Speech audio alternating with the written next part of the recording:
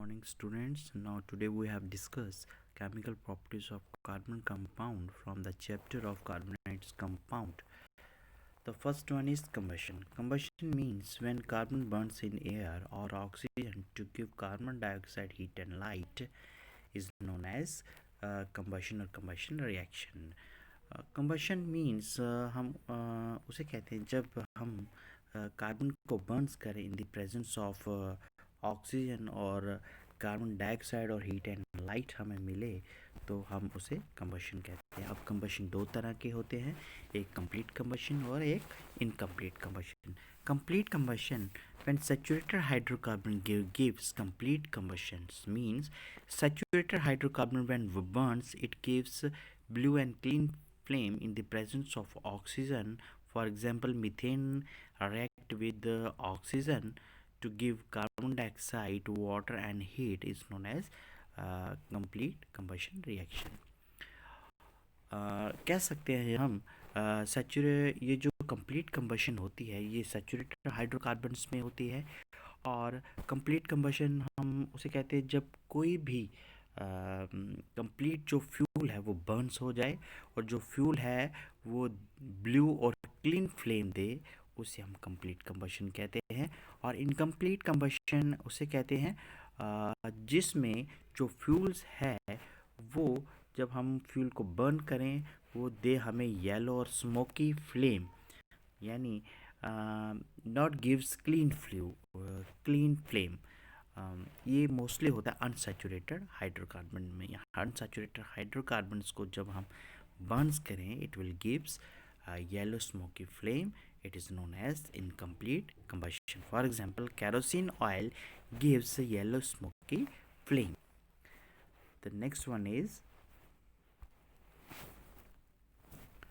addition reaction. Addition reaction when the dihydrogen with unsaturated hydrocarbon in the presence of catalyst such as nickel or platinum are known as hydrogenation reaction, और in other words addition reaction भी हम उसे कह सकते हैं। यानी addition reaction हम उसे कहते हैं जब हम किसी अनसैचुरेटेड हाइड्रोकार्बन में हाइड्रोजन मॉलिक्यूल को ऐड करें इन the presence of nickel catalyst और वो सैचुरेटेड हाइड्रोकार्बन बन जाए, यानी अनसैचुरेटेड से सैचुरेटेड हाइड्रोकार्बन बन जाए in the presence of nickel catalyst is known as addition reaction और हाइड्रोजनेशन रिएक्शन भी हम उसे कहते हैं। ये मोस्टली यूज़ किया जाता है इंडस्ट्रियल पर्पसेस में। वहाँ पे क्या होता है, वहाँ पे वेजिटेबल ऑयल्स को कन्वर्ट किया जाता है वेजिटेबल घी में, तो इस प्रोसेस को हम हाइड्रोजनेशन कहते हैं और इस प्रोसेस को हाइड्रोजनेशन कहते हैं और ये इंडस्ट्रियल पर्पस में इसमें यूज़ किया जाता है। The next one is substitution reaction.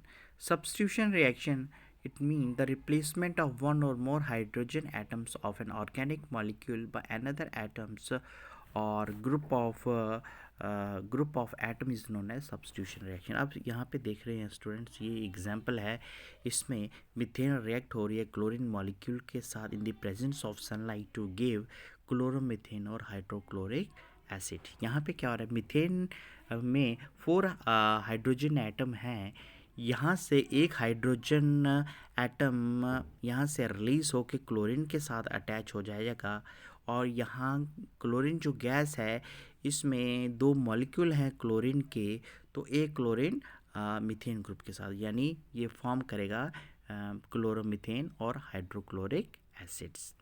ये था सब्स्टिट्यूशन रिएक्शंस।